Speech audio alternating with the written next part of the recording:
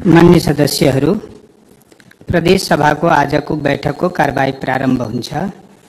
मान्य सदस्यहरू, मध्य प्रदेश सभाको बैठकमा सम्मान्य प्रधानमन्त्रीज्यूबाट सभालाई सम्बोधनको निम्ति मध्य प्रदेश सरकारको तर्फबाट अनुरोध भए बमोजिम प्रदेश सभा कार्य सञ्चालन नियमावली 2075 को नियम 214 को उपनियम 2 बमोजिम सम्मान्य प्रधानमन्त्रीज्यूलाई सारगर्भित सम्बोधन गरिदिन हुन हार्दिक अनुरोध गर्दछु।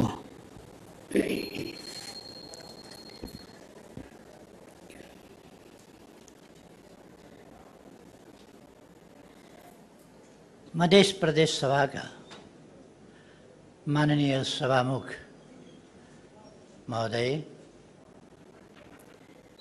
प्रदेश सभा का संपूर्ण सदस्य साथीहरू, यहाँहरूले मलाई यस सभामा आएर आफ्ना विचारहरू राख्ने मौका दिनुभएकोमा सबभन्दा पहिले म माननीय सभामुखज्यूलाई धन्यवाद दिन चाहन्छु। सँगसँगै प्रदेश सभाका सबै सदस्यज्यूहरूलाई पनि धन्यवाद भन्न चाहन्छु। मलाई अत्यन्तै ऐतिहासिक, गौरवपूर्ण, चेतना र जागरणको इतिहास बोकेको, सभ्यताको इतिहास बोकेको, उर्वरताले भरिएको र सम्भावनाहरूको प्रचुरता भएको यस प्रदेश सभामा आएर सम्बोधन गर्न पाउँदा अत्यन्तै खुसी लागेको छ। म खुसी व्यक्त गर्न चाहन्छु। यो सत्य युगदेखिको इतिहास बोकेको राजा जनक शिवको धनुष राखिएको, महर्षि परशुराम जमदग्निहरूको थलो,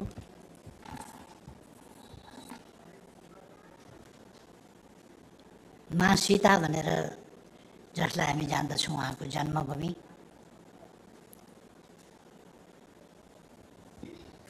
त्यस्तै गरेर विभिन्न देवदेवी स्थल, कङ्कालिनी, छिन्नमस्ता, गढीमाई जस्ता नेपालमा मात्रै होइन अन्तर्राष्ट्रिय जगतमा समेत परिचित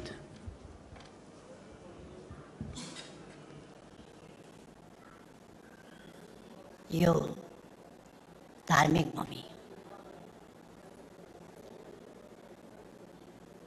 जहाँ अनेक देवताहरूले तप गर्नुहुन्थ्यो, जहाँ राम लक्ष्मणले ज्ञान आर्जन गर्नुभएको थियो, जहाँ महर्षि ऋषिहरू, महर्षिहरू, ब्रह्मर्षिहरूले ज्ञान सङ्कलन गर्ने र विस्तार गर्ने काम गर्नुहुन्थ्यो, जहाँ वेदका ऋचाहरू रचना गरिएका थिए, त्यो विदेह भूमि, जहाँ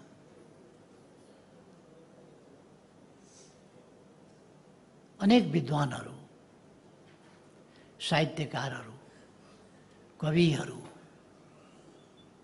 चिन्तकहरू, दार्शनिकहरू, गणितज्ञहरू, शास्त्रार्थ गर्न योग्य, दर्शनको प्रतिपादन गर्न योग्य यस्ता अष्टवक्र जस्ता विद्वानहरू, विद्यापति जस्ता विद्वानहरूको यो भूमि, जसले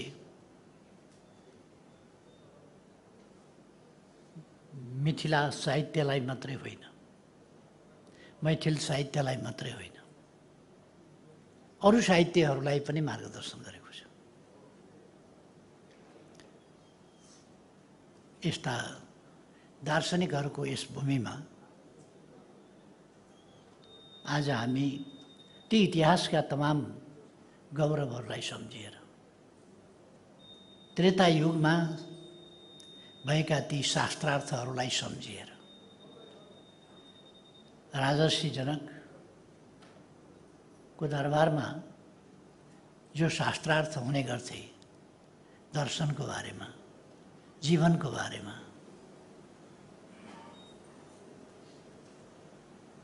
त्यस जमानाको कुरा हो जहाँ दुनियाँ, बाँकी दुनियाँ अन्धकारमा थियो। त्यस बेला यहाँ ज्ञान सिर्जना हुन्थ्यो, त्यो ज्योति चाहिँ फैलिन्थ्यो, त्यसलाई फैल्याइन्थ्यो। चिन्तन मनन मन्थनहरूबाट,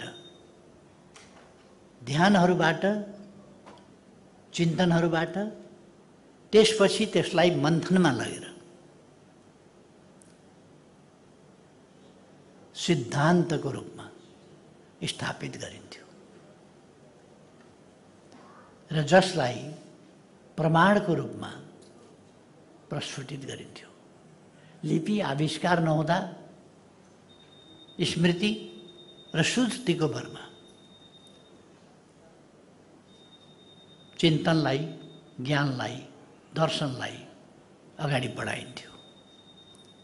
पछि जब लिपिको प्रादुर्भाव भयो, त्यसपछि लिपिको जमानामा आएपछि ज्ञानलाई अझ बढी परिष्कृत, परिमार्जित गर्ने अभ्यास अगाडि बढाइयो।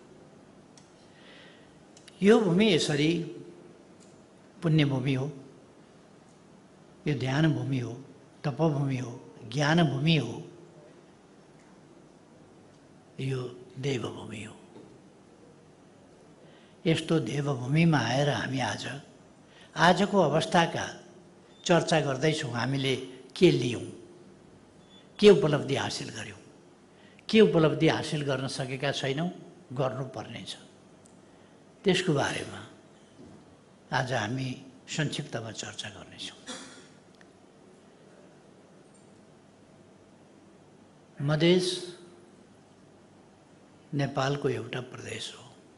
हामीसँग 7वटा प्रदेशमा हामीले देशलाई प्रशासनिक, आर्थिक उन्नति, जनतालाई सेवा सुविधा उपलब्ध गराउने कुरा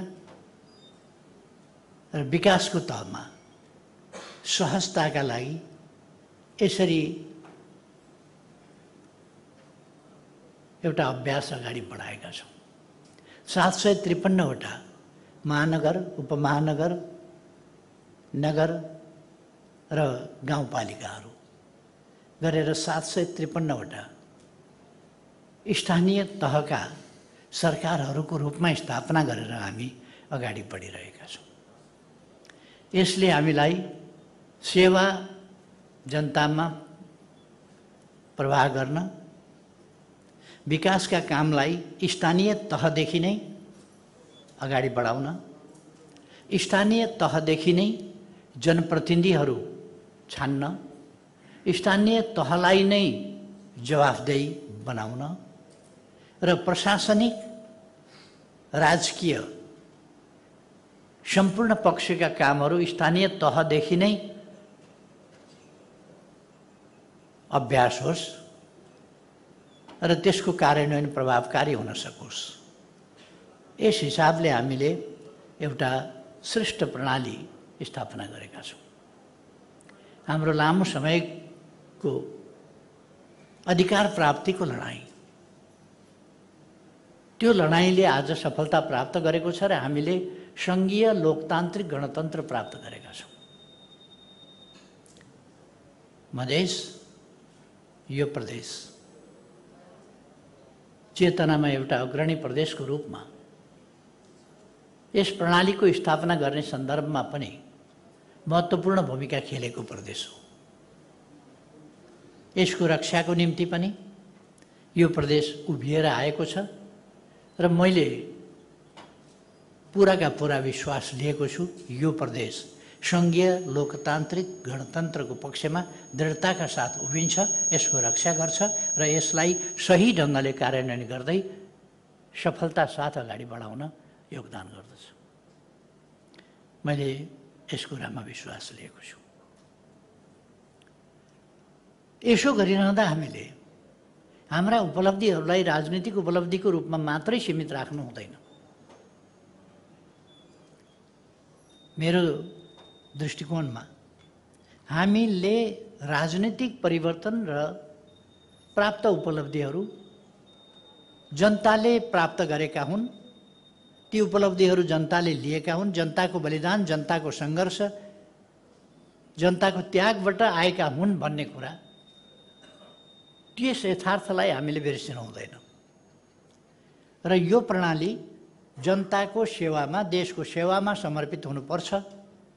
हाम्रा प्रयासहरू देश र जनताको सेवामा समर्पित हुनुपर्छ भन्ने कुरा हामीले बिर्सनु हुँदैन। त्यसको अर्थ राजनीतिक अधिकारहरूलाई अझ विस्तार गरेर हामीले, मैले भन्ने गरेको छु, कम्प्रेहेन्सिभ डेमोक्रेसी भनेर, परिपूर्ण लोकतन्त्र। लोकतन्त्र एउटा क्षेत्रमा, राजनीतिक क्षेत्रमा मात्रै होइन। राजनीतिक क्षेत्रमा मात्रै लोकतन्त्र भयो भने गरिबीको निरपेक्ष रेखा मुनि बसेका आम जनतालाई त्यसको सरोकार हुँदैन, तल्लो वर्गलाई सरोकार हुँदैन, अरू थुप्रैलाई पनि सरोकार हुँदैन। राजनीति गर्ने व्यक्तिहरू अथवा राजनीतिक पार्टीहरू अथवा प्रणालीबाट, व्यवस्थाबाट प्रत्यक्ष लाभ लिइरहेका वा लिन सक्नेहरूलाई त्यसको बढी अर्थ होला।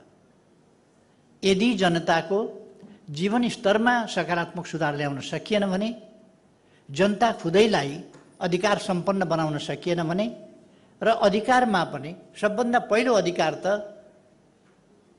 गरिबीबाट मुक्ति चाहियो नि। गरिबी छ भने गरिबीका बीचमा हामीले कुन अधिकारको त्योभन्दा बढी कुरा गर्छौँ। त्यसकारण हामीले पहिलो कुरा गरिबी निवारण गर्न सक्नुपर्दछ, गरिबीबाट जनतालाई उन्मुक्त गर्न सक्नुपर्दछ र निरपेक्ष गरिबीबाट आधारभूत आवश्यकताहरू परिपूर्ति भएको, सहज परिपूर्ति भएको अवस्थामा पुर्याउनुपर्दछ समाजलाई। जैविक आवश्यकताहरू र मानवीय आवश्यकता, दुवै आवश्यकताहरूलाई, जो न्यायोचित आवश्यकता छन्, त्यसलाई सहज परिपूर्ति हुने अवस्थाको सिर्जना गर्नुपर्दछ। यदि जैविक र मानवीय जायज आवश्यकताहरू, न्यायोचित आवश्यकताहरूको परिपूर्ति हामीले गर्न सकेनौँ भने, सहज आपूर्तिको परिपाटी गर्न सकेनौँ भने प्रणालीमा सङ्कट पर्दछ। प्रणालीले के दियो भनेर जनताले सोध्छ। जनताले प्रणालीको उपलब्धि आफ्नो जीवनमा खोज्छ, आफ्नो पेटमा खोज्छ, आफ्नो आङमा खोज्छ, आफ्नो आवासमा खोज्छ, आफ्नो छानोमा खोज्छ, आफ्नो सन्तानको पढाइमा खोज्छ, आफ्नो र आफ्ना सन्ततिको या परिवारका सदस्यहरूको स्वस्थ रहन पाउने र उपचार पाउने अवस्थाको प्रत्याभूतिमा खोज्छ, त्यसको ग्यारेन्टीमा खोज्छ। त्यही चिज भएन भने प्रणाली उसलाई बाँदरका हातको नरिवल केही कामको विषय बन्दैन। त्यो यसो उल्टाएर पल्टाएर एकछिन हेर्छ, एकछिनपछि न त्यो फुटाएर खान मिल्छ, न कोट्याएर खान मिल्छ, केही नमिलेपछि त्यसलाई फ्याँकिदिन्छ। तसर्थ हामीले जनताको जीवनमा लोकतन्त्र आउनुपर्छ। सम्पूर्ण सामाजिक पक्षहरूमा लोकतन्त्र फुल्नुपर्छ, फल्नुपर्छ, अनि मात्रै लोकतन्त्र अगाडि बढ्छ। त्यसका निम्ति समाजलाई सुशासन र समृद्धिको बाटोमा, विकासको बाटोमा लानै पर्छ। यदि हामीले भ्रष्टाचार नियन्त्रण गर्न सक्दैनौँ, जनता सेवा लिन आउँछ, हामी अलिकति पैसाको आश गरेर बस्छौँ भने, विकासको काम गर्नु छ, हामी अलिकति कमिसनको आश गरेर बस्छौँ भने, विकासका काम गर्नु छ, हामी अलिकति त्यसबाट केही लाभ लिन खोज्छौँ भने जनतामा वितृष्णा पैदा हुन्छ। एउटा के भ्रम पाल्न हुँदैन भने गोप्य भन्ने कुरा केही पनि हुँदैन संसारमा।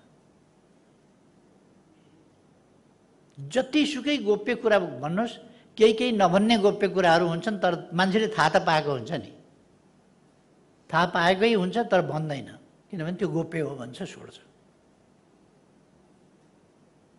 यस्तो गोप्य मात्रै गोप्य रहन्छ जो समाजका लागि मान्य छ, स्वीकार्य छ, त्यो मात्रै समाजले थाहा पाए पनि गोप्य भन्छ या भरपर्दो अनुमान गर्छ। अनुमानको प्रमाण पनि एकदमै सत्य हुन्छ। त्यो अनुमानको प्रमाण देख्नु पर्दैन, उसले थाहा पाउँछ। शास्त्रहरूले पनि त्यही भन्छन्, अनुमानको प्रमाण। यहाँ कमलामा बाढी आयो भने, यहाँ पानी परेको छैन, कमलामा बाढी आयो भने थाहा पाउनुपर्छ सिन्धुपाल्चोक के अरे सिन्धुलीतिर कतै भारी वर्षा भयो। यो अनुमान हो, तर सत्यानुमान हो र त्यसलाई प्रमाणको रूपमा लिन सकिन्छ। जनताले त्यस्तै कतिपय कुरा देखेको हुँदैन, पानी परे त हामीले देखेका छैन, यहाँ त ठिकै छ, तर यस्तो सत्यानुमान गरिन्छ जसलाई प्रमाणको रूपमा शास्त्रले पनि मान्छ। जनताले त्यस्तै केही कुराहरूलाई सत्यानुमान गरेको हुन्छ, तर त्यसलाई भन्दैन, किनभने त्यो समाजले स्वीकारेको र त्यसलाई पचाएको, त्यसलाई मानेको कुरा गोप्य राख्छ। भ्रष्टाचार समाजले स्वीकारेको मानेको कुरा होइन, तर त्यसकारण त्यो जतिसुकै गोप्य भन्ठान्नुहोस्, त्यो गोप्य ढङ्गले परालमा अलिकति आगो लाउनुहोस्, धुवा त निस्कियो। कोही देख्ने मान्छे चाहिँदैन, परैबाट देखिहाल्छ कि धुवा त निस्कियो। भ्रष्टाचार त्यस्तै कुरा हो, कमिसन तन्त्र त्यस्तै कुरा हो, जसले राजनीतिप्रति जनताको वितृष्णा बढ्ने, राजनीतिक कार्यकर्ताहरूमाथि वितृष्णा बढ्ने र नेताहरूमाथि वितृष्णा बढ्ने, यी कामहरू हुन सक्छन्। यस्ता कुराहरूमा हामी जनप्रतिनिधिहरू सतर्क हुन जरुरी छ र हाम्रो दृढ अठोट चाहिन्छ। हामी सुशासन दिन्छौँ, कुशासन होइन। कुशासनको अन्त्य गर्छौँ, सुशासन दिन्छौँ। यसकारण हामीलाई लोकतन्त्र चाहिएको। जनतालाई पिर मर्का दिँदैनौँ, प्रतीक्षा गराउँदैनौँ, लाइनमा धेरै बसाउँदैनौँ, भोलि आइज भनेर दुःख दिँदैनौँ। सकेसम्म छिटो सहज ढङ्गले सेवाभावका साथ हामी सेवा उपलब्ध गराउँदछौँ। स्वच्छताका साथ, पवित्रताका साथ सेवा उपलब्ध गराउँछौँ। यसो भयो भने डेमोक्रेसी मजबुत हुन्छ। डेमोक्रेसी शब्दमा हामी भन्छौँ, तर व्यवहारमा डेमोक्रेसी र डेमोक्रेसीको लोकतन्त्रको आचरण अभ्यास गरिराखेका छैनौँ भने जनताले सबलाई ढाँट भन्छ। एक दुई ठाउँमा त्यस्तो देखेपछि अरूलाई पनि उसै हिसाबले, एक ठाउँमा काउलीको भाउ सोधेपछि त्यो बजारभरि काउलीको भाउ यही रहेछ भन्ने कुरा उसले अनुमान गर्छ। त्यसो भएर हामीले सुशासनमा एउटा ध्यान दिनुपर्दछ विकासका लागि। अर्को विकासका योजनाहरू, म तपाईँहरूलाई धन्यवाद भन्न चाहन्छु। तपाईँहरूले पहिलो एउटा योजनाको कार्यकाल समाप्त गरेर दोस्रोमा प्रवेश गर्नुभएको छ र त्यसको सफलताको निम्ति म हार्दिक शुभकामना भन्न चाहन्छु। तपाईँहरूले राम्ररी यसलाई अगाडि बढाएर सफलता प्राप्त गर्न सक्नुहोस्। धेरै धेरै शुभकामना छ, यो उपलब्धि पूर्ण हुन सकोस्। तपाईँहरूले थुप्रै अत्यन्तै आकर्षक र सामयिक नाराहरू दिनुभएको छ, उद्देश्यहरू राख्नुभएको छ। मधेसलाई के सुरक्षा, खाद्यको भण्डार बनाउने र देशलाई खानेकुरामा आत्मनिर्भर बनाउने के नारा दिनुभएको छ नि,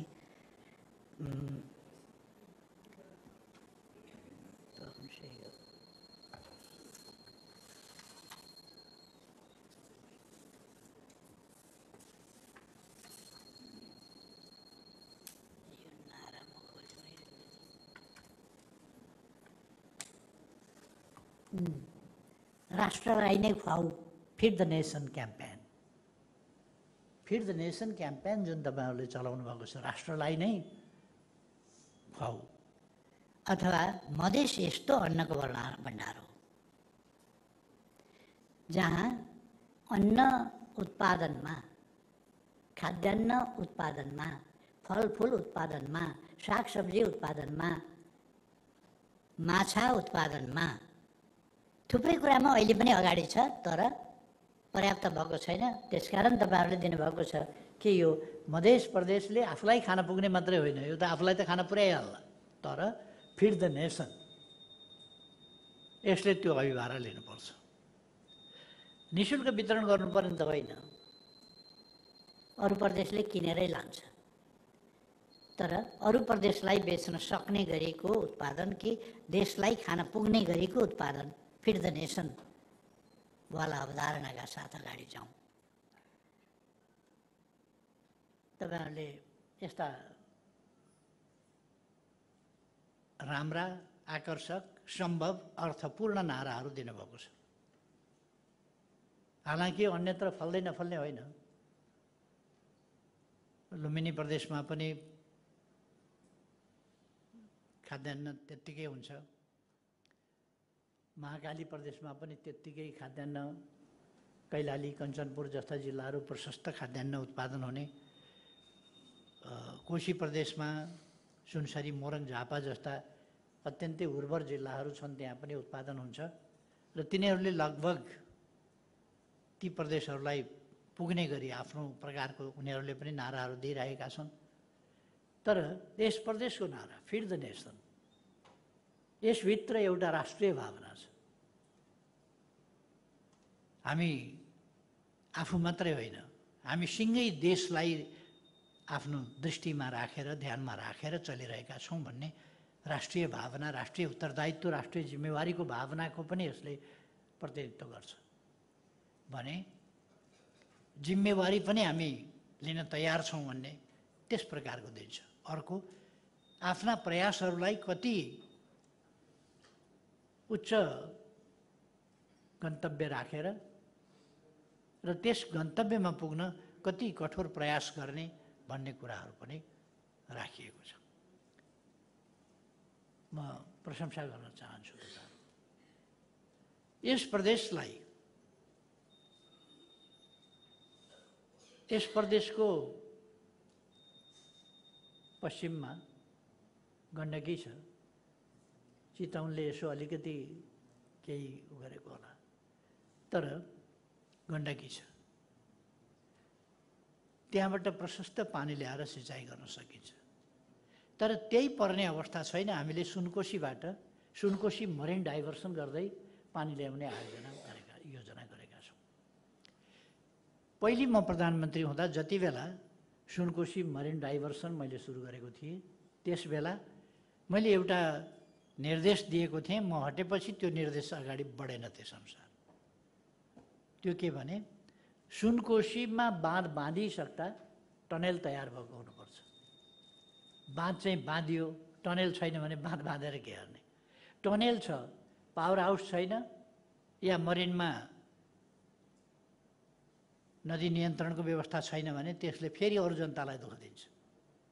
के काम? पावर हाउस छ, विद्युत निकालो, वितरण गर्ने ट्रान्समिसन लाइन छैन भने के काम? त्यसकारण त्यो 31 मेगावाट विद्युत वितरणका लागि ट्रान्समिसन लाइन सँगसँगै तयार हुनुपर्दछ।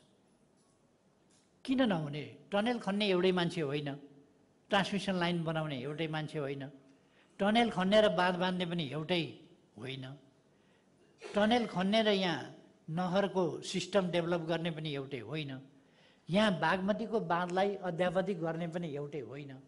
बागमतीको बाँधलाई जति अद्यावधिक गर्नुपर्ने छ त्यति अद्यावधिक गरिहालौँ, सँगसँगै नहर सिस्टमलाई विकास गरिहालौँ र त्यसको सिस्टम, त्यसका शाखा प्रशाखाहरू खेतका गरागरासम्म पुर्याउँ, त्यो पनि गरिहालौँ, ताकि 2 वर्ष वा 3 वर्षमा बाँध सुनकोसीमा बाँधिँदा टनेल ब्रेक थ्रु होस्, तयार होस् टनेल।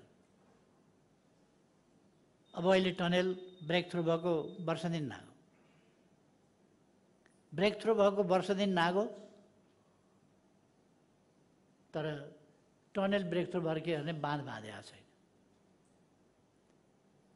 टनेल छ, टनेल के गर्ने देखाउने?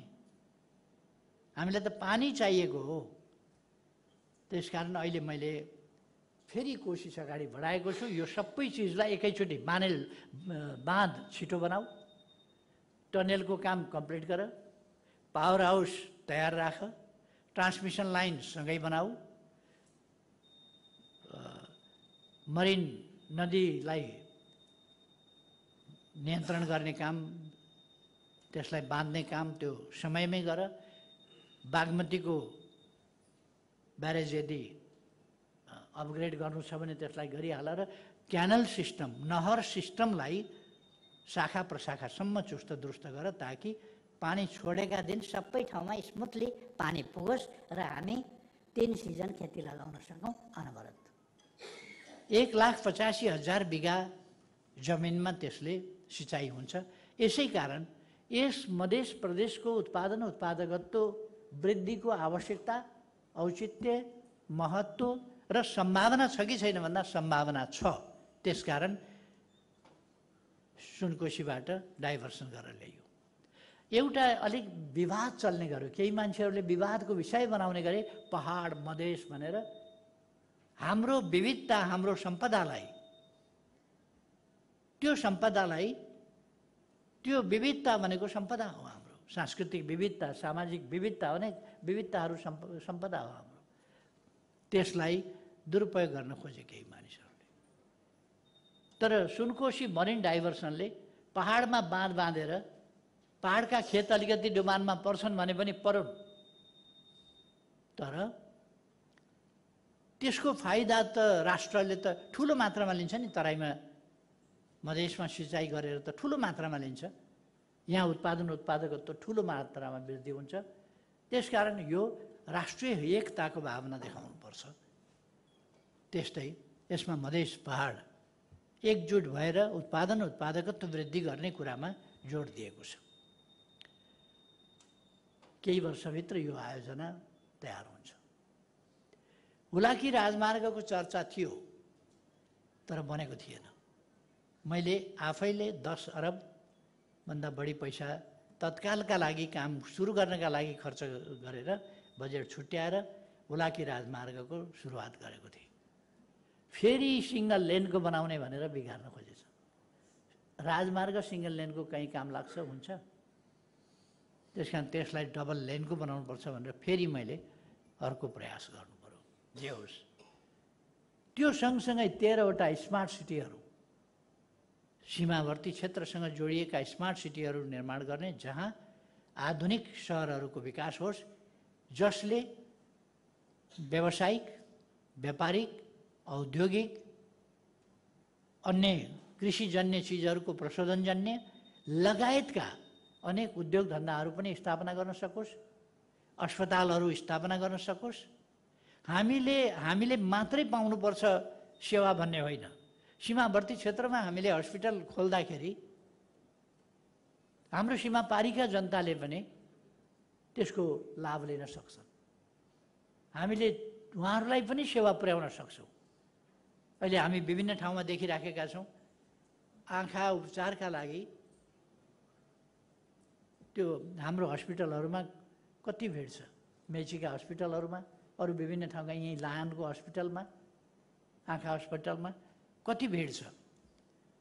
त्यो हामीले छिमेकलाई पनि सहयोग पुर्याइराखेका हुन सक्छौँ, उपचार दिइरहेका हुन सक्छौँ। त्यसकारण यस्तो कुराहरूमा हामीले ध्यान पुर्याउनुपर्छ। त्यसकारण शिक्षालय, विद्यालय, क्याम्पसेस, यस्ता कुराहरूलाई अगाडि बढाउँ। अस्पताल, मेडिकल कलेज, यी कुराहरूलाई अगाडि बढाउँ। विश्वविद्यालय, यिनलाई अगाडि बढाउँ। त्यसै कारण मैले सप्तरीमा रामराजा प्रसाद सिंह हस्पिटलको सुरुवात गरेको त्यसै कारण हो। त्यसलाई जग्गा उपलब्ध गराएर, तर त्यो भने जसरी अगाडि बढ्न सकिराखेको छैन, त्यसलाई भने जसरी अगाडि बढाउनुपर्छ। हाम्रा हस्पिटलहरू अत्यन्त आकर्षक ढङ्गले अगाडि बढाउनु पर्दछ र सेवा कसरी प्रभावकारी ढङ्गले प्रदान गर्न सकिन्छ त्यस कुरामा ध्यान दिनुपर्छ। कमाउने मात्रै उद्देश्य होइन, सेवा प्रमुख उद्देश्य हो भन्ने कुरालाई ध्यानमा राखेर।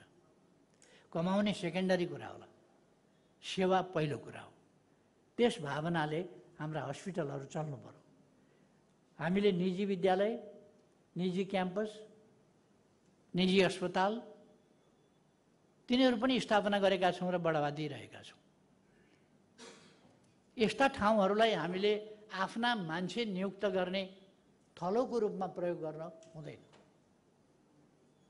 यिनीहरूलाई वास्तवमा क्षमताको आधारमा, विज्ञताको आधारमा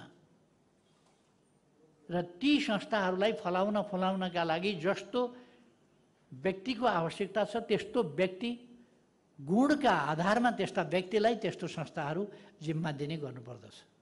सेलेक्सन त्यसै गरी हुनुपर्दछ। यी कुराहरूमा हामी सबै सजग छौँ भन्ने लाग्छ र सजग हुनुपर्दछ।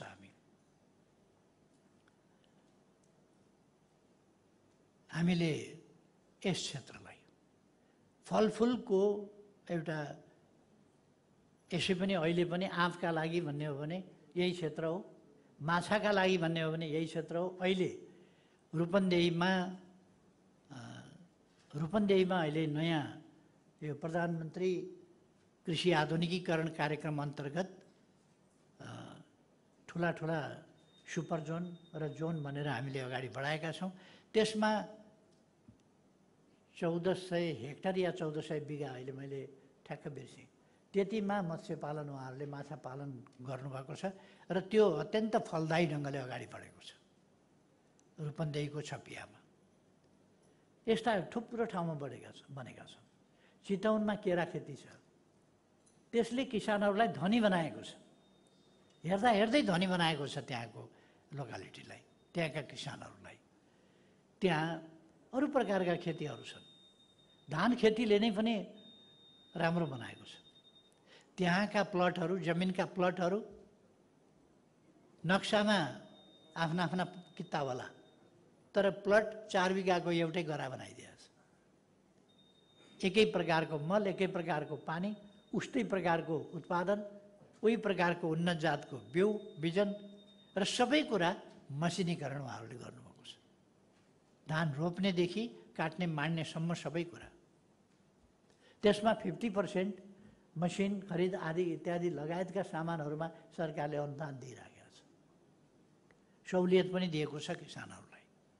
त्यसकारण यस्ता उपयोगी कुरामा दिनुपर्दछ। अब सरकारले नगद बाँड्ने कुरातिर प्रोत्साहित गर्दैन। ट्र्याक्टर किन्छ भने आधा मूल्य दिने खालको नीति लिन्छ। ट्र्याक्टर किन्दा नगद पैसा दिनुको अर्थ हुँदैन। त्यो सदुपयोग भएको छैन। खास गाई पालन, अरू अनुदान, मत्स्य पालनका अनुदान अनेक हामीले दिएर हेऱ्यौँ। नगद दियो भने त्यसको काम छैन। काम गर्नका लागि हामीले अनुदान दिनुपर्छ। उपकरणमा अनुदान दिनुपर्छ, अरू चिजहरूमा अनुदान दिनुपर्छ। बोरिङ चाहियो भने डिप बोरिङ राखिदिनुपर्छ, त्यसमा अनुदान दिनुपर्छ। डिप बोरिङका लागि यदि हामीले पैसा दियौँ भने त्यो डिप बोरिङ नहुन सक्छ। त्यसर्थ यस्ता कुराहरूतर्फ हामी अलिकति नीतिलाई पनि परिमार्जित गर्न पर्ने आवश्यकता म देख्छु। यस क्षेत्रले देशको अर्थतन्त्रको हिसाबमा अहिले पनि राम्रो काम गरेको छ। तर भोलि औद्योगिक क्षेत्रले भन्ने हो भने यातायातको सुविधा, यहाँ त प्रशस्त बाटाहरू, चौडा बाटाहरू बनाइएको छ। यस क्षेत्रमा एसियन हाइवेको स्ट्यान्डर्डमा राजमार्गलाई हामी बढाउँदैछौँ, अझ रेल मार्ग बढाउँदैछौँ। मेरै समयमा रघुवीर महासेठजी भौतिक पूर्वाधार यातायात मन्त्री हुँदा हामीले जनकपुर रेलवेका लागि एउटा पुरानो गौरवको ठाउँ थियो। अब पछिल्लो समयमा हामीले हेर्दा हेर्दै अलिअलि रेल पहिले हिँड्थ्यो भने अब पछि पट्टी पनि हटिसकेको अवस्था थियो। त्यसलाई फेरि जीवन्त बनाएर हामीले पटरी राखेर रेल बनाउन लगाएर रेल किनेर हाम्रै लागि रेल निर्माण गर्न लगाएर हामीले किनेर हामीले फेरि सञ्चालन गर्न थाल्यौँ। त्यसले जनतालाई धेरै सुविधा पुगेको छ, छिटो सस्तो यातायातको सुविधा पुगेको छ। म जनकपुर मानिसहरूले मैले रेलको कुरा गर्दा मान्छेले मजाक उडाएका थिए, तर जनकपुर आएर मैले आफैले टिकट काटेर रेल चढेँ। मैले साथीहरूलाई भनेको थिएँ जसले विरोध गर्नुहुन्छ जनकपुरमा म फ्रीमा एकपल्ट कुदाइदिउँला भनेको, कोही पनि फ्रीमा कुद्न आएन फेरि। नत्र भने मैले पैसा तिरेर भए पनि फ्रीमा कुदाइदिन्छु विरोध गर्ने साथीहरूलाई बनेपछि मलाई भन्नु होला फ्रीमा कुदाइदेऊ भनेर भनेको थिएँ। कोही आएन, ठिकै छ। सुरुमा त्यस्तै हो, मान्छेले कुरा काट्छ, विश्वास गर्दैन, पत्याउँदैन, हुँदैन, सकिँदैन भन्छ। जब आत्मविश्वास छैन भने सकिँदैन। मध्य प्रदेशलाई विकासको दौरमा, उद्योगको दौरमा, आधुनिकीकरणको दौरमा यति सुविधा भएको ठाउँ छिमेकमा इन्डिया जस्तो ठुलो मार्केट छ। हामीले केही चिज किन्न पर्यो भने पनि ठुलो मार्केट छ, केही चिज बेच्न पर्यो भने पनि ठुलो मार्केट छ। यातायातको सुविधा त्यस्तै छ। बोर्डर तस्करीलाई रोकौँ, बोर्डर तस्करी हुन नदिउँ, स्वच्छ व्यापार बढाउँ। अवश्य त्यसले देशको अर्थतन्त्रलाई अगाडि बढाउँछ। हामी उद्योगहरूको स्थापना गरौँ, उद्योगको प्रयास गरौँ। औद्योगिक क्षेत्र सिमरामा बनाएका छौँ हामीले सेजका लागि। अरू ठाउँमा पनि औद्योगिक क्षेत्र निर्माण गरौँ। जनकपुर अहिले पहिलेभन्दा, जो प्रदेशको राजधानी हो, पहिलेभन्दा सफा भएको छ। यहाँ पहिलोपल्ट ढलको सुरुवात गरिएको थियो, ढल निर्माण। दमक के अरे यो जनकपुर चक्रपथ, यसको कति काम भएको छ अहिले? कम्प्लिट भयो। अच्छा, यो चक्रपथ यसले ठुलो सुविधा दिन्छ जनकपुरको विकासको सन्दर्भमा। र ठुला सडकले सफाइका कामलाई पनि मद्दत पुर्याउँछ।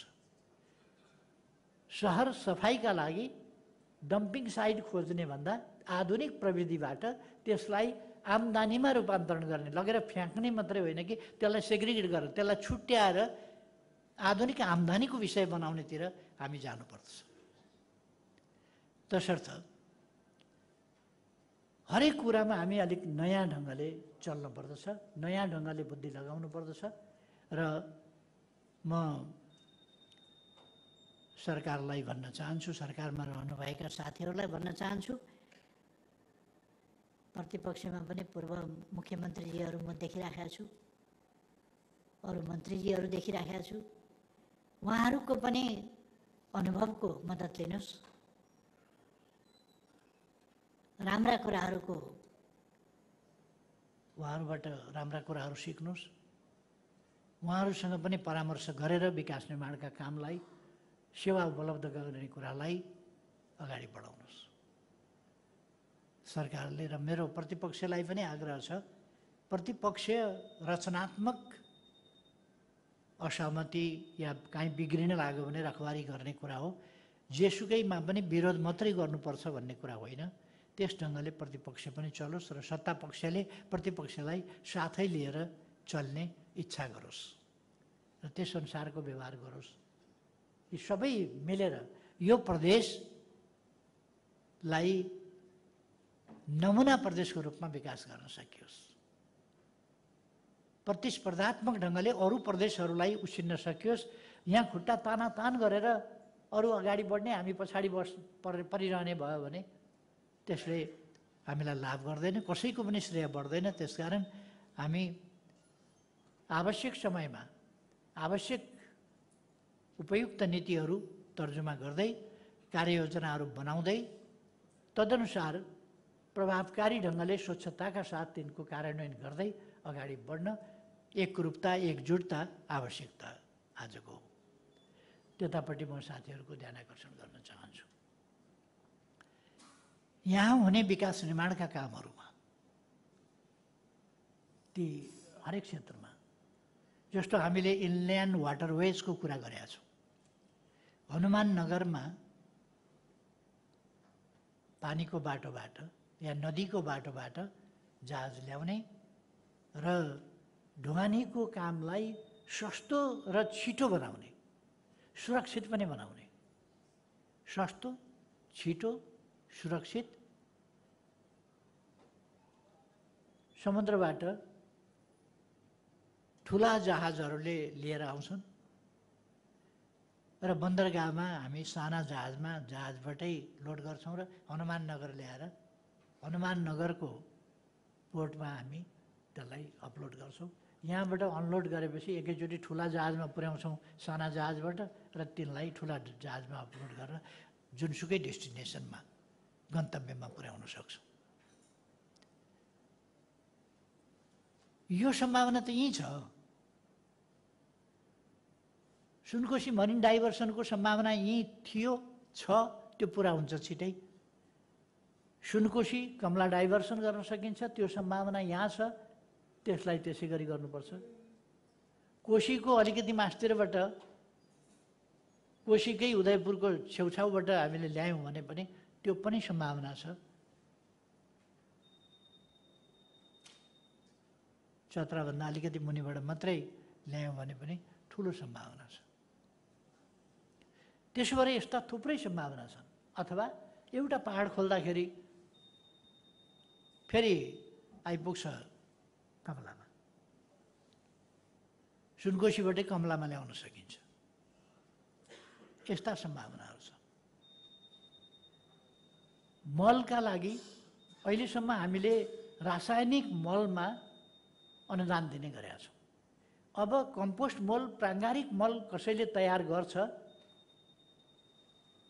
या बायो फर्टिलाइजर तयार गर्ने फ्याक्ट्री खोल्छ, केही गर्छ, किसानहरूलाई त्यसमा किसानले आफै गर्छन् भने फर्टिलाइजरमा दिएको अनुदान फर्टिलाइजरबाट यसमा सार्न सकिन्छ। फर्टिलाइजरमा मात्रै अनुदान होइन, अहिले फर्टिलाइजरमा 80% अनुदान छ।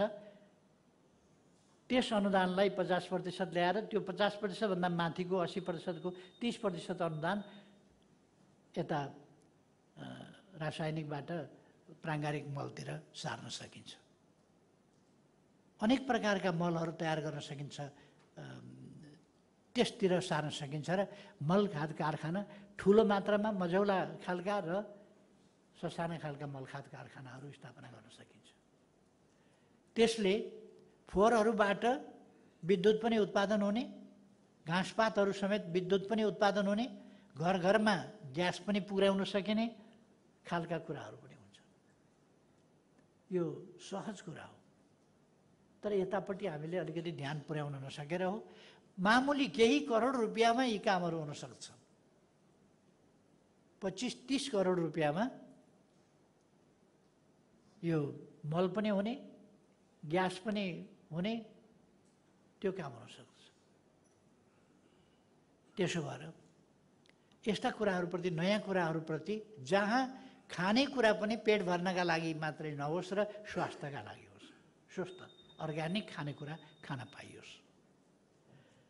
यस प्रकारका अनेक जुक्तिहरू, नयाँ तरिकाहरू, नयाँ प्रविधिको यसमा प्रयोग गरेर उत्पादकत्व बढाउँ, सामाजिक सुधार गरौँ।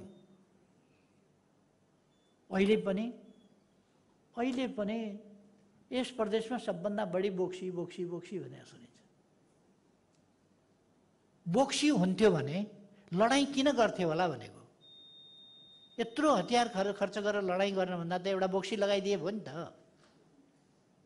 मलाई यत्रो दुनियाँले गाली गरेको छ, सराप्या छ, यो मध्य प्रदेशमा कोही बोक्सी छ भने कसैले मलाई लगाइदियोस् न। बोक्सी लगाइदिए भयो, यत्रो गाली गरेर किन हिँड्नु परेको छ र बोक्सी लगाइदिए भयो। यो नहुने नचाहिने कुरा, अन्धविश्वासको पनि हद हो। जसले कको अक्षर पढेको छैन ऊ यस्तो विद्वान, यस्तो जान्ने छ कि मान्छेलाई बाण हानिदिन्छ घरैमा बसेर, न धनु न काँड, हावामै बाण हानिदिन्छ। यस्तो पनि हुन्छ काहीँ?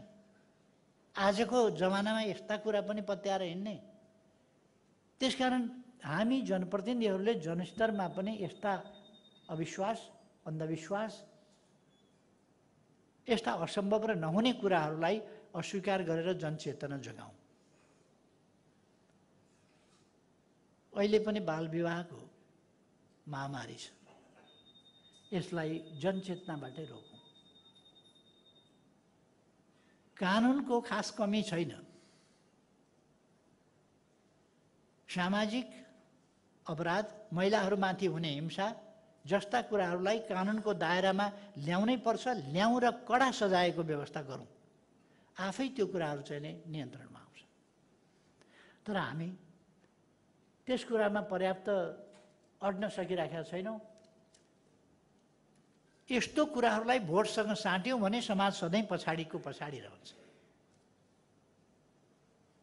अन्धविश्वास सहेर भोट बढाउने होइन, अन्धविश्वास हटाएर भोट बढाउने हो। विकासमा कम्प्रोमाइज गरेर भोट बढ्ने होइन, विकासलाई अगाडि बढाएर भोट बढ्ने हो। दहेज अझै पनि छ। विवाहको मण्डपबाट केटो उठेर हिँड्या, सुन्दा अचम्म लाग्ने कुरा छ। मोटरसाइकल पाइन भनेर मान्छे छोडेर हिँड्छ, ल हेर्नुहोस् त,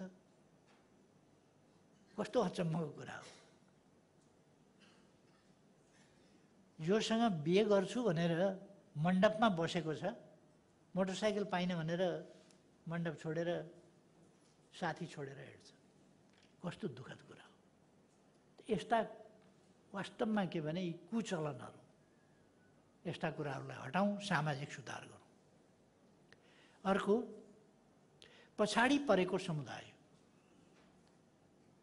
पछाडि परेको समुदायलाई अगाडि बढाउँ, आफूले सकेको गरौँ। मैले पनि यहीँ सिरामा एउटा डोम बाबुलाई, एउटा खद्वे छोरीलाई शैक्षिक अभिभावकत्व दिएको छु र उनीहरूको पढाइ खर्च, उनीहरूको बोर्डिङ खर्च आदि कुराहरू बियर गरेको छु, मैले दिएको छु। त्यसबेला हामी थुप्रैले अभिभावकत्व लिएका थियौँ, तर कतिले निर्वाह गऱ्यौँ, कतिले गरेनौँ। त्यो अभिभावकत्व हामीले लिएपछि त्यो अभिभावकत्व लिएको कुरालाई निरन्तरता दिनुपर्दछ, त्यसलाई गलत साबित हुन दिनु हुँदैन। नत्र भने के हुन्छ, मन्त्रीले बोल्यो, गलत बोलेछ, केही पनि गरेन। त्यति बेर भन्यो अभिभावकत्व लिन्छु भन्यो, तर लिएन, यस्तो खालको कुरा आउँछ। त्यस कारण त्यस्तो नहोस् भन्नका लागि र म यस क्षेत्रमा आएर, यस प्रदेशमा आएर किन त्यसो गरेँ भन्दाखेरि, अब त्यो डोमको छोरा, त्यो बाबुलाई मैले आफ्नो छोरा मान्दछु शैक्षिक अभिभावकत्व हिसाबले।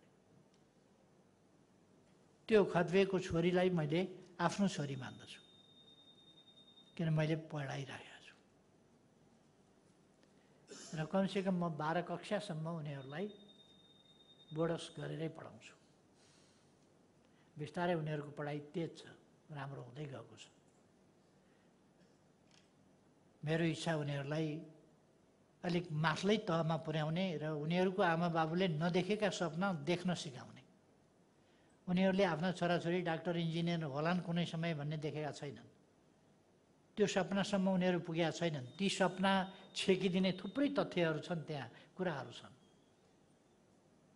पर्खालहरू छन्। ती सपना देख्नबाटै उनीहरूलाई रोक्ने, ती पर्खालहरू हटाउने मेरो विचार छ र उनीहरूका बाबुआमाले पनि भविष्यका सुन्दर सपनाहरू देख्न सकुन्। र एउटा एक दुईटा घटनाले यस्तो दृष्टान्त बनुन् कि यसो गर्दाखेरि यस्तो हुने रहेछ है, छोराछोरी पढायो भने यस्तो हुने रहेछ भन्ने दृष्टान्त बनुन् भन्ने मेरो धारणा हो। हामी सबैले यस्ता प्रयासहरूलाई लानुपर्छ र मलाई लाग्छ जुन कुरा जहाँ पकाइएको छ भोजमा पनि के आइटम पकाइएको छ भन्ने त्यहाँ लेखिदिने, जातको कुरा नगर्ने। कहीँ सुँगुरको मासु पकाइएको छ भने यहाँ सुँगुरको मासु लेखिदिने, खसीको मासु छ भने, माछा छ भने, कुखुराको मासु छ भने त्यो लेखिदिने। जसलाई त्यो मनपर्छ त्यतापट्टि खान्छ, जसलाई जे मनपर्छ त्यो त्यतापट्टि खान्छ। जातको कुरा नगरौँ, मान्छेको उँचनिचको कुरा नगरौँ। मान्छे उँचनिच हुँदैन। कुनै जात ठुलो, यी हाम्रा गाउँमा मात्रै जात ठुलो र सानो हुने, संसारमा कहीँ नहुने। हाम्रै गाउँमा मात्रै ठुलो जात र सानो जात, छुत र अछुत हाम्रै गाउँमा मात्रै हुने। के भएको हाम्रो गाउँ? अन्त पुग्ने बित्तिकै फेरि त्यो नहुने। अनि हाम्रै गाउँमा चाहिँ के हुने त्यस्तो? यस्तो कुराहरूलाई हामीले सामाजिक सुधारको रूपमा पनि लानुपर्छ। व्यावसायिक तालिम, म मुख्यमन्त्रीज्यूलाई भन्न चाहन्छु, व्यावसायिक तालिम दिउँ किसानहरूलाई। अब त्यो उमेर गइसकेका 50 वर्षका किसानलाई लगेर प्राविमा पढाउन त सक्दैनौँ हामी।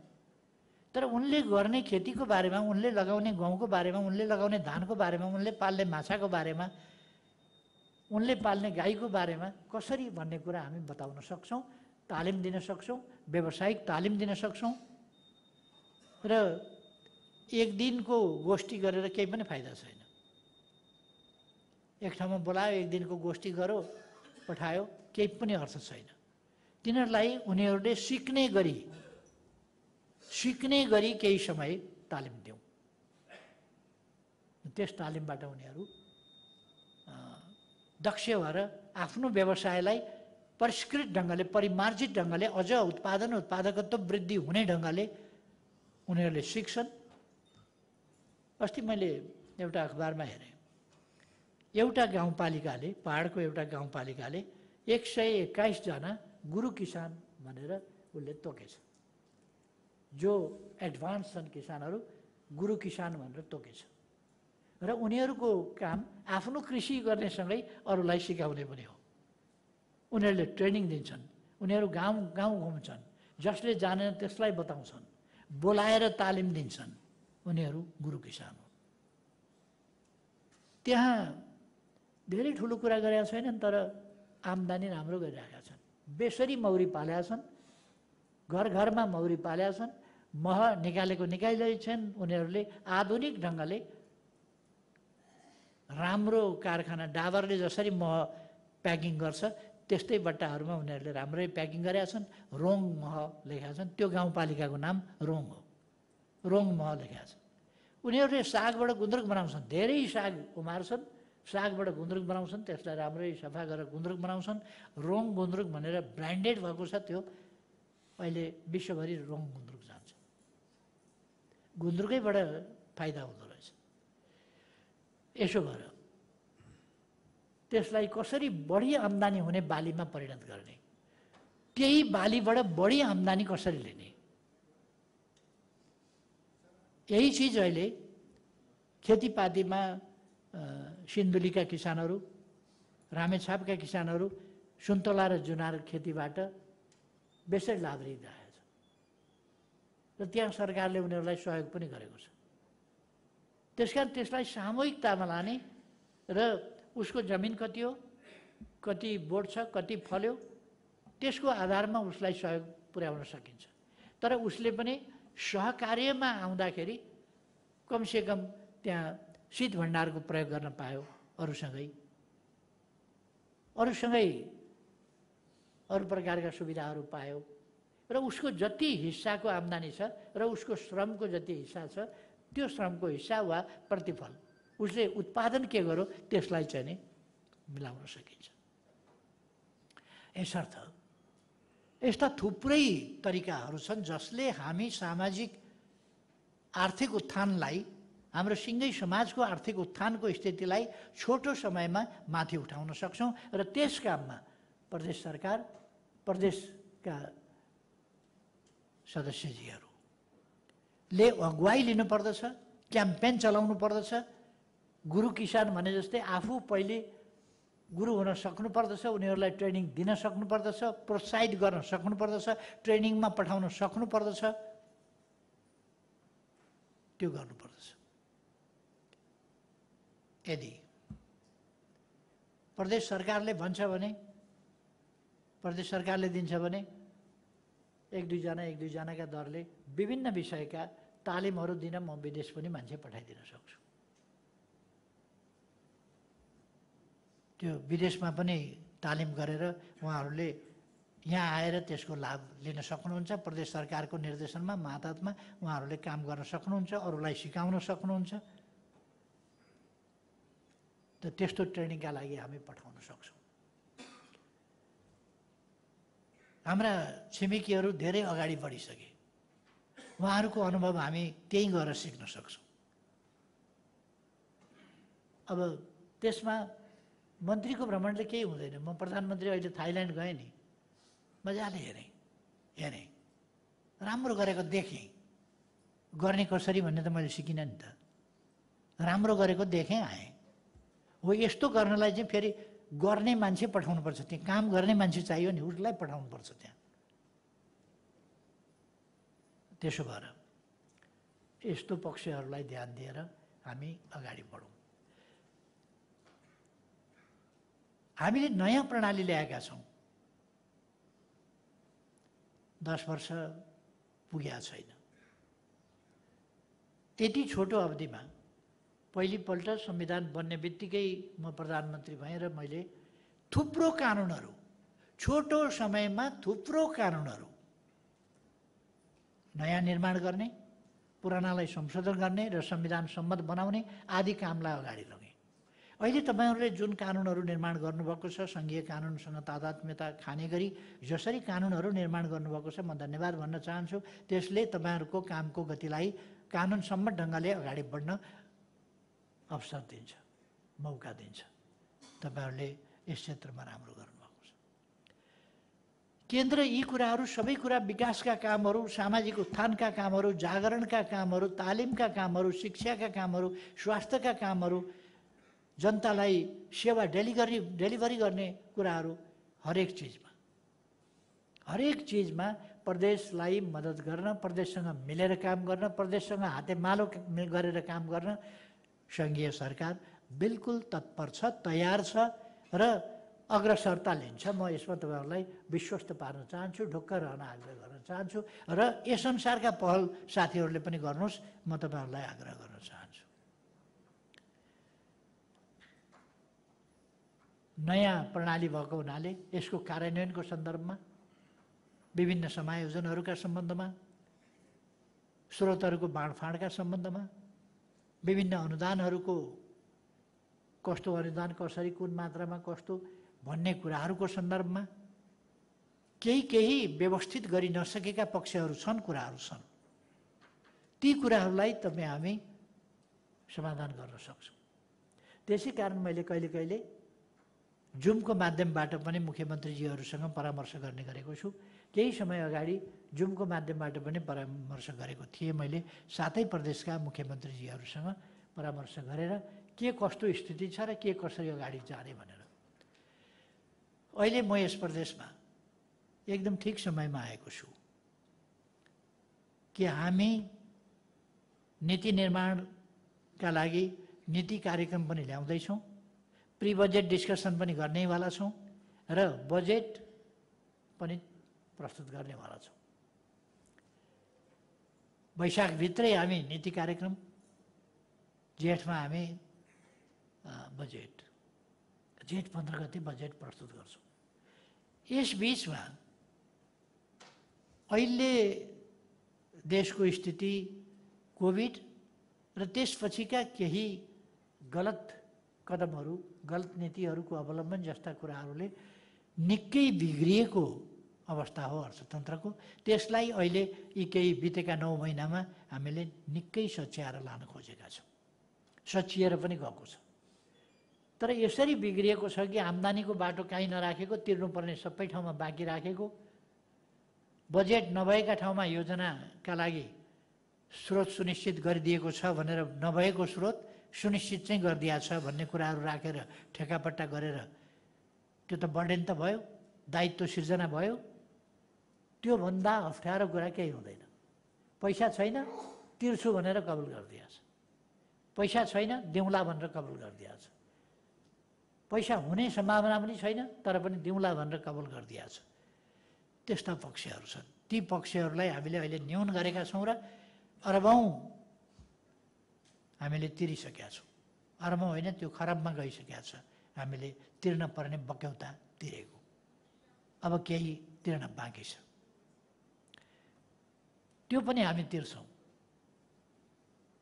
र ऋण लगायो भनेर संसारमा सबभन्दा बढी ऋण अनुपातमा बढी ऋण जापानको छ। ऋणको हिसाबले भन्ने हो भने अरू हाम्रा छिमेकीहरूभन्दा हाम्रो ऋण कम छ। राष्ट्रिय वार्षिक आयको तुलनामा हाम्रो ऋण कम छ, 24-25% तुलनामा होला। राष्ट्रिय आयको 50% ऋणलाई त्यस्तो ठुलो डरलाग्दो मानिँदैन, यदि त्यसलाई सावधानीका साथ लिएको छ र प्रयोग गरिएको छ भने। जापानको ऋणको स्थिति हेर्नु हो भने राष्ट्रिय आयभन्दा बढी होला, तर ऊ त विकसित देश छ। विकास चाहिँ गरेपछि त आम्दानी हुन्छ नि त, आम्दानी भएपछि तिर्न सकिन्छ। ऋण हुन्छ भनेर विकास गर्दै गरेन भने त हाम्रो पैसाले विकास गर्ने त सम्भावनै छैन त।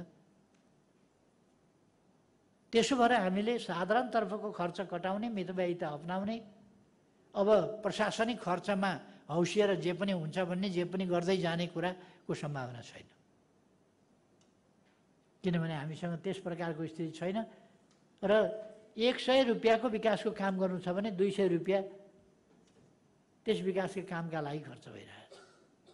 यो अवस्था भनेको कार्यान्वयनमा डबल खर्च हुने अनि त्यसको प्रतिफलका लागि चाहिँ कतिको काम भन्दा 1 करोडको काम गर्नु छ भने 2 करोड खर्च भइराख्ने स्थिति, यो उपयुक्त स्थिति होइन।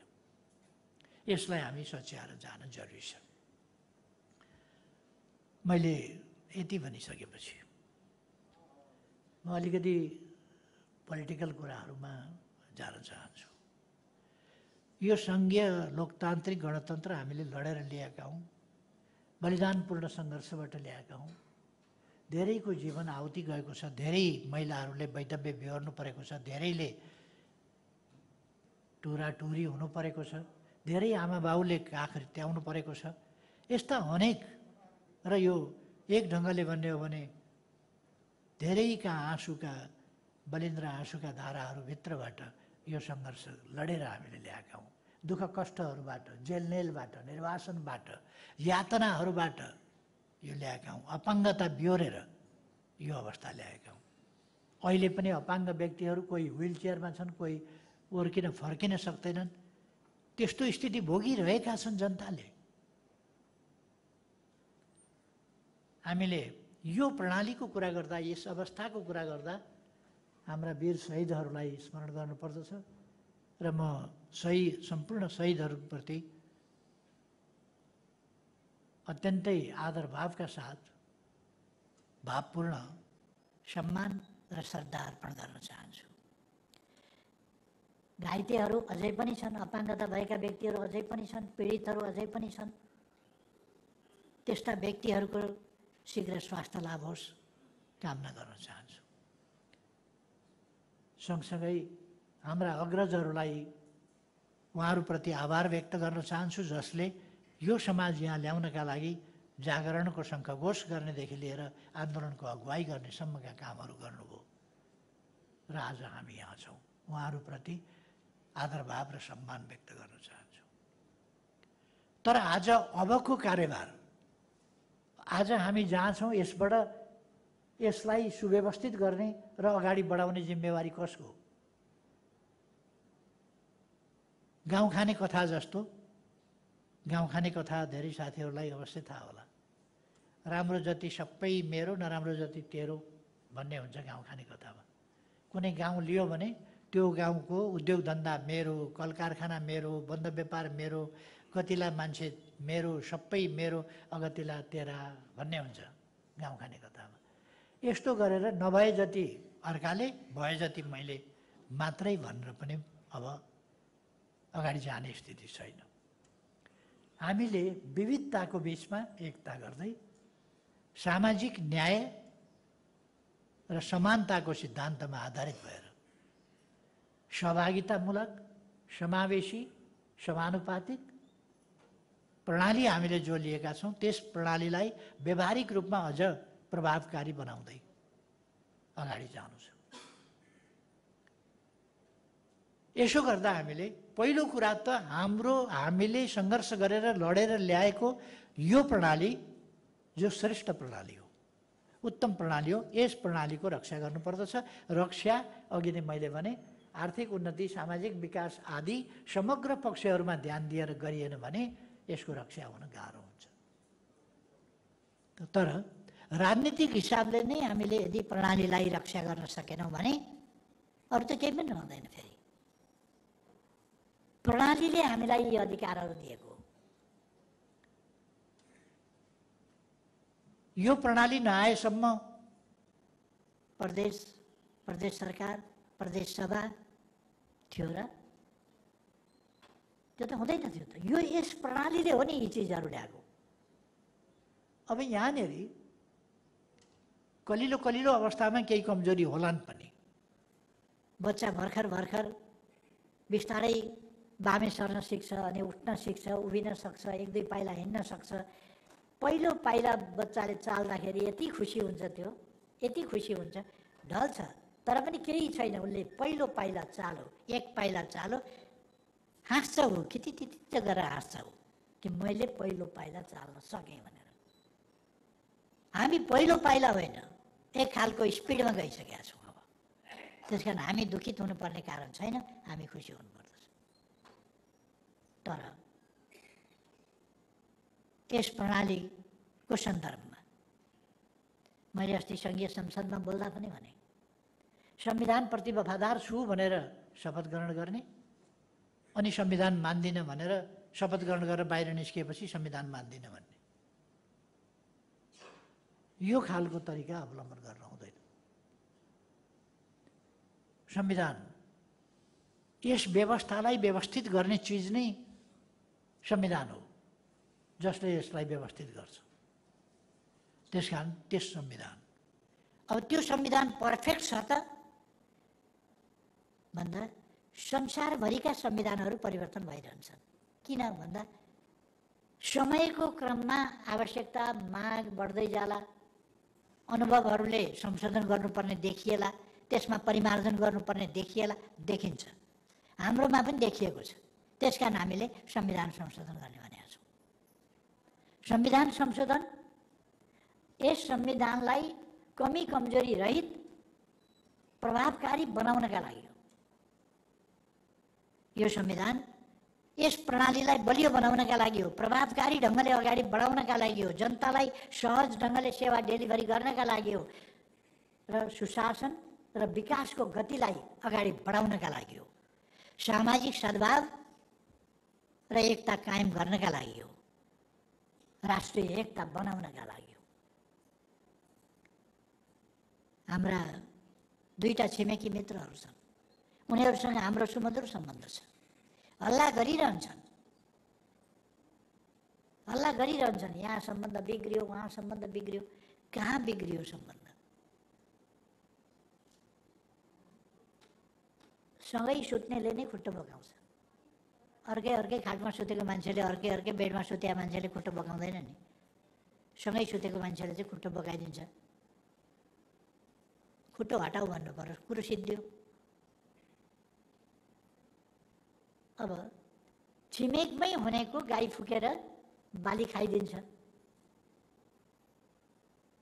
टाढाको मान्छेको गाई खान्छ। जोसँग कारोबार छैन उसँग न मित्रता न शत्रुताको स्थिति हुन्छ, मित्रतै मात्रै हुन्छ। किन? केही लिनु दिनु नै छैन भने के हुन्छ र? त्यहाँ मित्रता मात्रै हुन्छ। जसका घर नजिकै छन् त्यहाँ एउटाको बच्ची अर्को पल्लो घरमा जान्छ, ग्लास फुटाइदिन्छ। पल्लो घरकोले दुईवटा कुरा सुनाइदिइहाल्छ। कस्तो सिकाएको छ बच्चा बच्चीलाई, ग्लास फुटाउनु हुन्न भन्ने पनि सिकाएको छैन। आम्बाउ कस्ता भनिदिन्छ, सुन्नुपर्छ। उसको बच्चा आउँछ फेरि अर्को दिन आफ्नोमा प्लेट फुटाइदिन्छ। अस्ति सुनाएको हुनाले पैँचो यताबाट पनि तिरिहाल्नु पर्यो। कस्तो सिकाएको छ? अस्ति त गराउँदै थियो त, ग्लास फुटायो मेरो बच्चीले भनेर। आज त तिम्रो बच्चालाई प्लेट फुटाइदियो, कप फुटाइदियो, के सिकाएको छ? अस्ति त भन्दै थियो। कुरा त आउँछ। यो छिमेकमा भएको हुनाले यस्तो हुन्छ। छिमेकको बच्चा नभएदेखि पल्लो घरमा गएर ग्लास पनि फुटाउँदैन, कप प्लेट पनि फुटाउँदैन। यो छिमेकको कुरा हो। त्यस कारण छिमेकमा यस्ता सानातिना कुराहरू कहिले कहिले आउन सक्छन्। कुरा गर्नुपर्छ। किनिदिनुपर्छ भने प्लेटको किनिदिउँला, भइगयो, चुप लागौँ। ग्लासको दाम तिर्नुपर्छ भने अब बच्चा बच्ची हो, आउँछ जान्छ। बच्चा बच्ची साथी साथी हुन्छन्, खेल्दा खेल्दै फुटाइदिन्छन्। तिम्रोले फुटायो कि मेरोले, त्यो पनि थाहा नहोला। तर पनि अन्डरस्ट्यान्डिङ राख्नुपर्छ छिमेकमा भएपछि। यो फुटेको प्लेट वा सिसाको ग्लासभन्दा ठुलो हाम्रो छिमेकपन हो, मित्रता हो, समझदारी हो, हाम्रो छोराछोरी हो। त्यसकारण छोराछोरीलाई थप्पड पनि नलाउँ, हामी झगडा पनि नगरौँ। किनभने बच्चा भनेको यस्तै हुन्छ। सबैको बच्चा उस्तै हो। अस्ति एउटाले ग्लास फुटायो, अर्कोले कप प्लेट फुटायो। यस्तै हुन्छ। कहिले कहिले कुरा केही सानातिना कुराहरू उठेका हुन सक्छन्, तर त्यसको अर्थ सम्बन्ध बिग्रियो भन्ने होइन। थप छलफलको आवश्यकता कहिले कहिले हुन सक्छ।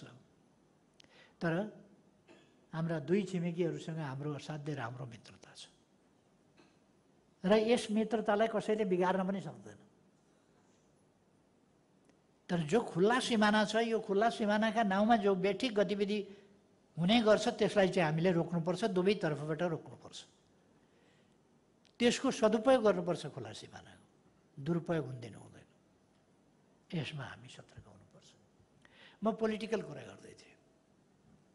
हामी संविधान संशोधन उपयुक्त समयमा गर्छौँ। त्यसका लागि संविधानमा कस्तो संशोधन गर्ने, के गर्ने आन्तरिक गृह कार्य गर्छौँ, गरि पनि रहेका छौँ। अब एउटा समिति नै बनाएर गर्छौँ। तर त्यो समिति आन्तरिक हुन्छ, त्यो एकदम समाजमा छरेर पहिले संविधान निर्माण गर्ने बेलाको जस्तो होइन। यो चाहिँ संशोधन गर्नका लागि हामीले आफ्नो ढङ्गले एउटा केही वर्कआउट कहाँ कहाँ कस्तो संशोधन भन्ने एउटा ल्याउँछौँ। अनि त्यसपछि अरू साथीहरूलाई पनि त्यसमा सामेल गर्दै जान्छौँ कि कसरी के मामलामा संविधान संशोधन आवश्यक छ, के गर्ने हो भनेर। संविधान संशोधन तरिकासँग गर्नुपर्दछ। यो पेन्डोराको बाकस खोले जस्तो यसले उत्पात हुन्छ भन्छन्। हामीले दुईपल्ट संविधान संशोधन गऱ्यौँ। संविधान जारी गर्दा केही अलिकति मान्छेहरूको असन्तुष्टि थियो। पहिलोपल्ट संविधान संशोधन गर्दा 4 जना मान्छेको असन्तुष्टि रह्यो। दोस्रोपल्ट संविधान संशोधन गर्दा सिङ्गै संसद सर्वसम्मत र एकजुट रह्यो। एकजुट तालमा हुन सक्दैन भन्ने कुरा त होइन रहेछ। दोस्रो संविधान संशोधन हामीले सर्वसम्मतिले गऱ्यौँ। भावनाको कुरा हो। सर्वसम्मति जुटाउने प्रयासको कुरा हो। कति प्रयास गर्ने, कसरी गर्न सकिन्छ प्रयास, त्यो कुरा। संविधान संशोधन नगर्नका लागि किन भन्नु पर्या छ? चुप लागे भइहाल्थ्यो। गर्नका लागि हो। तर कुनै भद्रगोल यसबाट सिर्जना गर्न अथवा यो कुनै प्रतिगमनका लागि ढोका खोलिदिनका लागि होइन। अहिले केही प्रतिगामी सोचका शक्तिहरू अब कहाँ राजतन्त्र फेरि ल्याउने भनेर, अहिलेको नयाँ जेनेरेसनले त राजतन्त्र भोगेको छैन, देखेको छैन। त्यसकारण त्यो नयाँ जेनेरेसन के हो राजतन्त्र भनेको भन्ने पनि होला अलिकति। त्यसमा हामीले सुशिक्षित गर्नेछौँ उहाँहरूलाई। तर राजतन्त्र भनेको एउटा सामन्ती प्रणाली हो। जन्मिँदै कोही राजा हुन जन्मिने, कोही रैती हुन जन्मिने भन्ने कुरा आजको 21औं शताब्दीमा सचेत नागरिकले स्वीकार गर्दैनन् र सचेत पोलिटिकल पार्टीहरूले स्वीकार गर्ने प्रश्नै उठ्दैन। त्यसकारण हामी त्यसलाई स्वीकार गर्दैनौँ। गणतन्त्र यस देशको वर्तमान हो। गणतन्त्र यस देशको भविष्य हो। गणतन्त्रभित्र डेमोक्रेसी मौलाउँछ, जहाँ जनता सार्वभौम सत्ता सम्पन्न हुन्छन्, नागरिक नै सर्वोच्च हुन्छन्। नागरिक सर्वोच्चता मान्न नसक्ने र नागरिकको सर्वोच्चता भन्दा कुनै व्यक्ति विशेषको, एउटा परिवार विशेषको, घराना विशेषको सर्वोच्चता खोज्ने, वंशानुगत जहानीय सर्वोच्चता खोज्ने, पछौटे सोच हो, चिन्तन हो, अवैज्ञानिक सोच हो, त्यस कुरामा देश जान सक्दैन। अहिले देशमा अलिक असहज अप्ठ्यारो परिस्थिति परेकै हुनाले नेपाली कांग्रेस र नेकपा एमाले जस्ता देशका ठुला इतिहास बोकेका योगदान गरेका पार्टीहरू जो प्रतिस्पर्धी ठान्छन् आफूलाई, ती पार्टीहरू हामी एक ठाउँ उभिएर अहिलेका समस्याहरूको राजनीतिक, आर्थिक, सामाजिक, सांस्कृतिक अनेक समस्याहरू छन्, सांस्कृतिक अधोगति पनि भइराखेको छ, यी कुराहरूलाई पनि हामीले सम्बोधन गर्नु छ। यसर्थ हामी एक ठाउँ मिलेर जानुपर्दछ र समस्याको समाधान गरेर अगाडि जानुपर्दछ। यति बेला देशलाई जोगाउने, मजबुत बनाउने, यसको सार्वभौम सत्ता, यसको स्वाधीनता, यसको भौगोलिक अखण्डता, यसको स्वतन्त्रतालाई अगाडि बढाउने र यसका राष्ट्रिय हितहरूलाई रक्षा सम्वर्धन गर्दै यसको ऐतिहासिक स्वाभिमानलाई कायम गरेर अगाडि बढ्ने कुरा आजको प्रमुख कुरा हो। र देश लोकतन्त्र आएर पनि उन्नतिको बाटोमा तीव्रताका साथ जान नसक्नु राम्रो कुरा हुँदैन। यस कुरालाई ध्यानमा राखेर अहिले दुईटा पार्टी प्रमुख रूपमा सहमत भएर अरू विभिन्न पार्टीहरू पनि मिलेर अहिलेको सत्ता पक्ष बनेको छ। यसमा अरू पनि थुप्रै पार्टीहरू मिलेका छन् र यो समीकरण सरकार बनाउन, सरकार परिवर्तन गर्नका लागि मात्रै होइन, यो देशका समस्या समाधान गर्न र देशलाई अगाडि बढाउनका लागि यो समीकरण बनाइएको। दिनै पछि सरकार फेरिन्छ कि जस्तो खालको अस्थिरताको स्थिति थियो, फेरिरहने स्थिति थियो, दाउपेचको स्थिति थियो, त्यसलाई अन्त्य गर्नका लागि यो समीकरण बनाइएको। अहिले केही मान्छेहरूले सौख जस्तो भएको छ, तिनीहरू पनि थाके। अब यो सरकार बन्नै नदिन कोसिस गर्दै थिए, बन्दैन भन्दै थिए, विश्वासको मत प्राप्त गर्दैन भन्दै थिए। झन्डै 2/3 त नेकपा एमाले र नेपाली कांग्रेससँग मात्रै छ। बहुमतको कुनै कमी छैन। दुईटा पार्टीले सङ्कल्प गरेका छन् कि हामी चुनावसम्म सँगै जान्छौँ, चुनावलाई स्वतन्त्र, निष्पक्ष, धाँधली रहित र शान्तिपूर्ण वातावरणमा सम्पन्न गराउँछौँ र त्यसपछिको परिस्थिति कस्तो बन्छ विचार गरौँला। अहिले स्थिरता, स्थायित्व, सुशासन र विकास, यी चिजका लागि हामी एकजुट हुन्छौँ भनेर दुईटा पार्टीले अठोट गरेका छन् भने यो सरकार ढल्ने त कुरा छोडिदिनुहोस्, हल्लिने पनि हुँदैन। त्यो हल्लिँदा पनि हल्लिँदैन। अब केही मान्छेहरूमा अलिकति भ्रम हुन सक्दछ।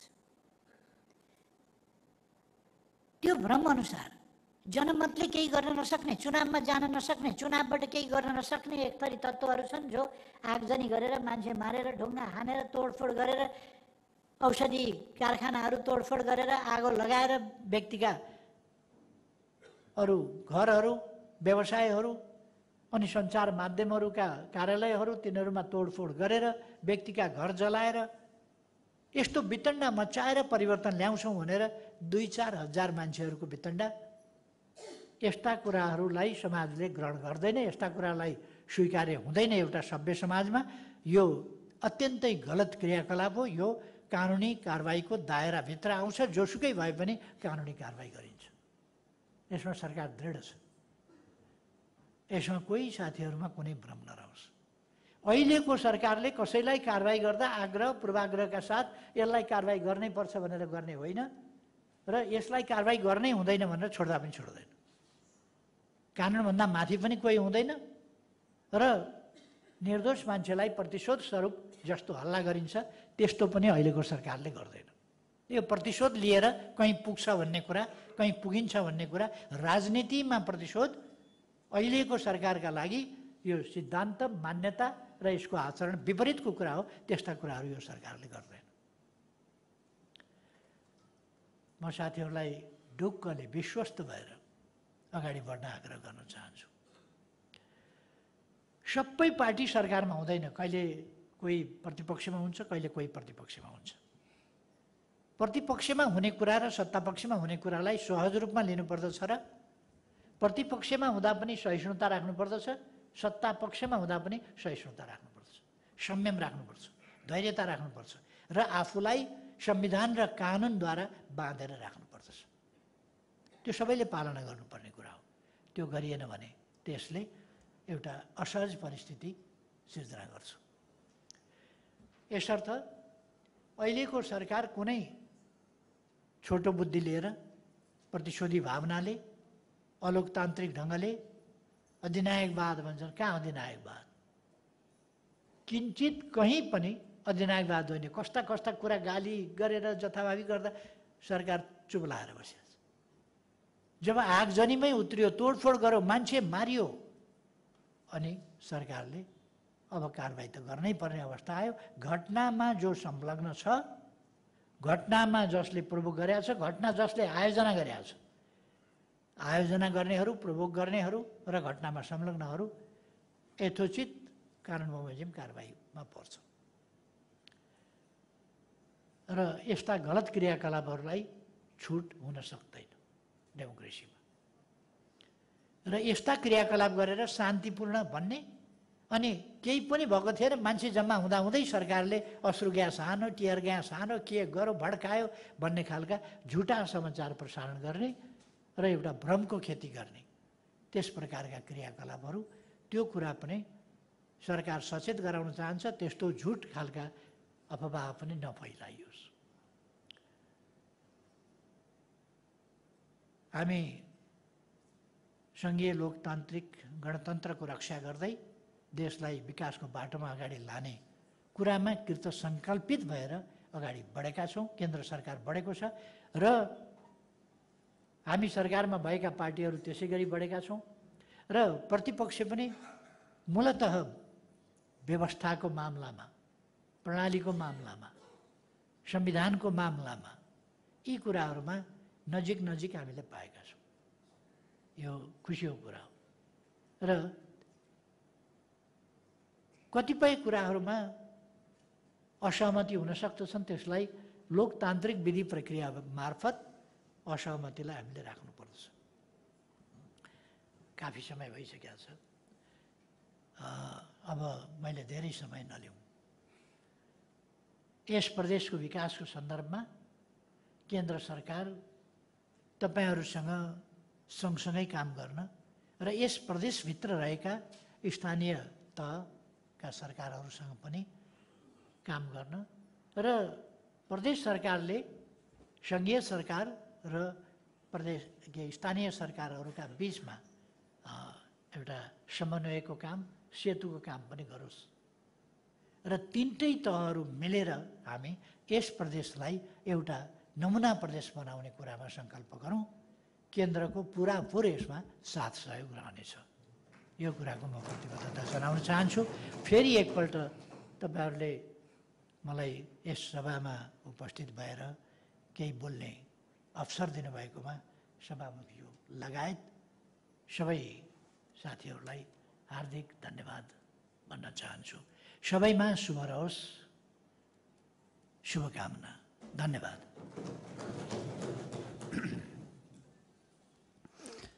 मान्य सदस्यहरू, अब हामी सम्मान्य प्रधानमन्त्रीज्यूलाई हार्दिक धन्यवाद सहित ससम्मान बिदाई गर्छौं र 2081 साल चैत्र महिनाको 27 गते बुधबार दिनको 1 बजे बस्ने गरी यो बैठक यहीँ स्थगित हुन्छ।